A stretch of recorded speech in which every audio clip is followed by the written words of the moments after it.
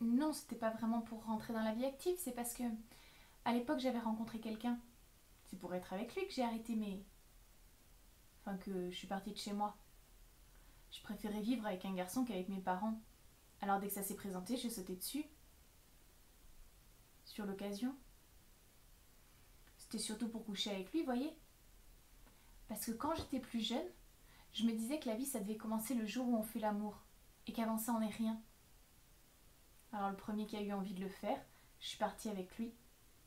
Pour qu'on soit que tous les deux et que ma vie commence. L'ennui c'est que ça n'a pas très bien commencé. C'est toujours comme ça avec moi. Ça commence mal, ça finit encore plus mal.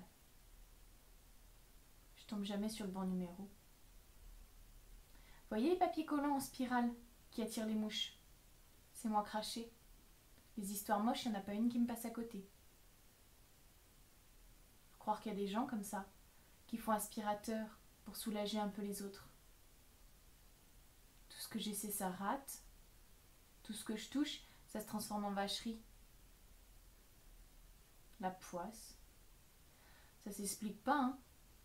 C'est comme l'oreille musicale, si vous voulez. On l'a ou on l'a pas.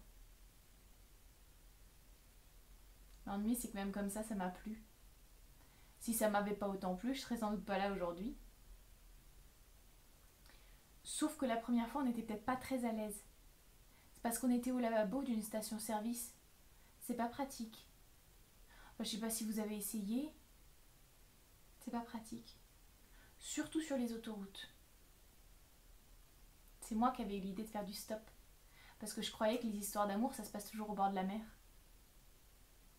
Mais le stop, c'était pas une bonne idée. Remarquez, c'est normal aussi. Parce que si on fait le compte des bonnes idées, j'en ai pratiquement jamais eu. Puis à chaque fois, c'est pareil. Je m'emballe trop vite. Je réfléchis pas, c'est ça mon défaut.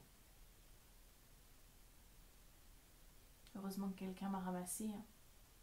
Sinon, je crois que j'aurais été capable de me jeter sous un camion ou sous autre chose.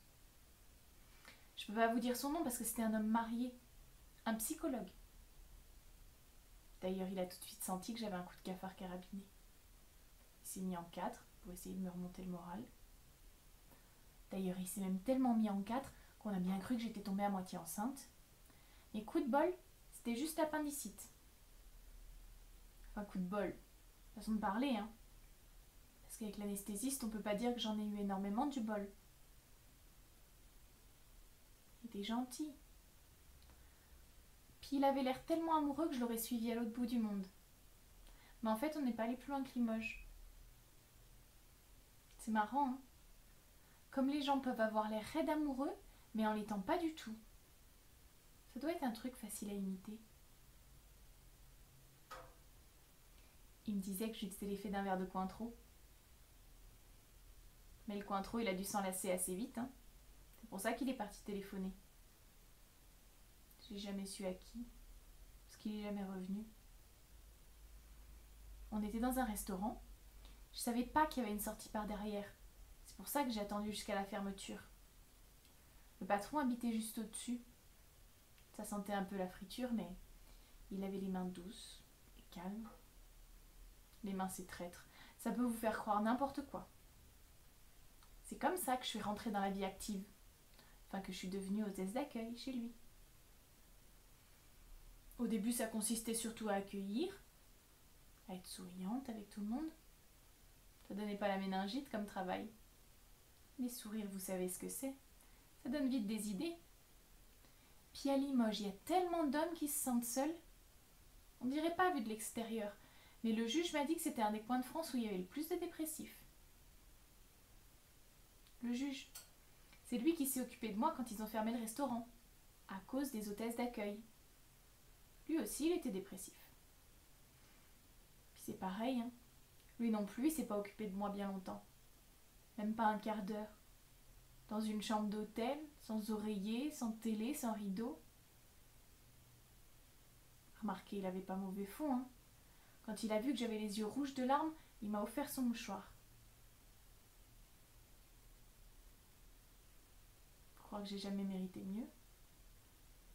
Ça doit être écrit quelque part, je sais pas où. Il y en a qui sont faits pour vivre leur vie en rigolant, moi. J'ai jamais passé un seul jour de ma vie sans me faire avoir. Tout ce qu'on m'a promis, j'y ai toujours cru. Mais j'ai jamais réussi à rien. Ni à servir à quelque chose, ni à compter pour quelqu'un, ni à être heureuse. Ni vraiment malheureuse, parce que sans doute on doit être malheureux quand on a perdu quelque chose. Mais j'ai jamais rien eu à moi à part mon manque de bol.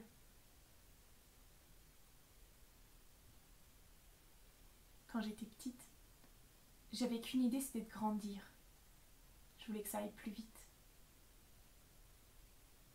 Aujourd'hui, je me demande à quoi ça a servi tout ça. Je sais plus. Devenir plus vieille.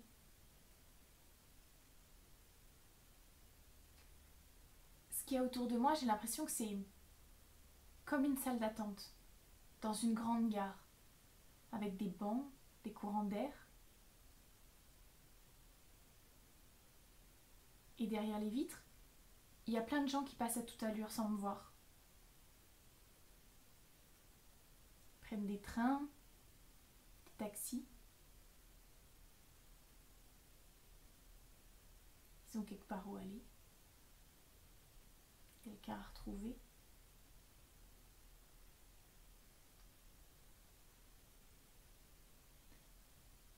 Et moi, je suis assise là et j'attends.